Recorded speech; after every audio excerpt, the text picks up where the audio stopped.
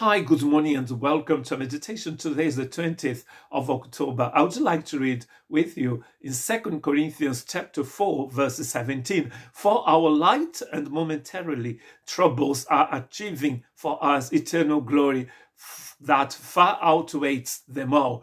Let's read the verse from yesterday. Therefore, we do not lose heart, though outwardly we are wasting away, yet inwardly we are being renewed day by day. Paul is not going to talk about suffering, not any suffering, but he's talking about the suffering, the trials, the tribulations you have to face because you are a disciple of Jesus Christ. And he's going to explain that better in 2 Corinthians chapter 11, verses 23 to 28. Because people could say, well, Paul, you don't know what suffering is. And he's going to say that in this chapter 11.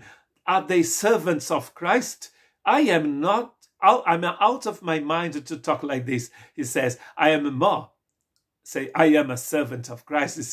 He's saying here. And because he's a servant of Christ, he is going to tell us what he had to go through being a disciple of Jesus Christ. I have worked much harder, being in prison more frequently, being flogged more severely, and being exposed to death again and again. 5 times I received from the Jews the 40 lashes minus 1. 3 times I was beaten with rods. Once I was pelted with stones. 3 times I was shipwrecked. I spent a night and a day in the open sea. I have been constantly on the move. I have been in danger from rivers, in danger from bandits, in danger from my fellow Jews, in danger from Gentiles, in danger in the city, in dangers in the country, in danger at sea, and in danger from false believers. I have labored and toiled and have often gone without sleep. I have known hunger and thirst, and I have often I need a cup of tea, and I've got one. Let's go back to the reading. I have known hunger and thirst, and I have often gone without food, he says. I have been cold and naked.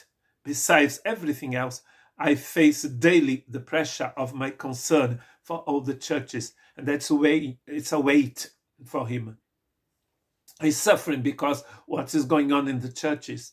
And we do suffer when we are a shepherd to a church with the things that are happening in the church today. But Paul is not saying, comparing even his suffering before he became a disciple of Christ. He's comparing the persecution, the trials, the tribulations that he had to go through because he was a disciple of Christ Jesus.